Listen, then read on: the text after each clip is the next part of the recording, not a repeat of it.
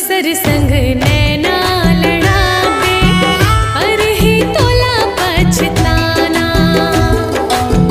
मोर का मजाल ऐसे लफड़ा करो मैं, रानी तै झनरिसाना।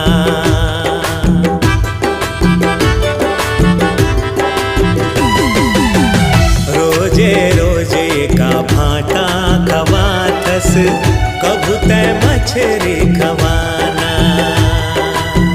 मछरी बड़ा महंगा है मोर सजना, 2 दिन भटाओ खाना। तै हंस मालिकिन घर के मैं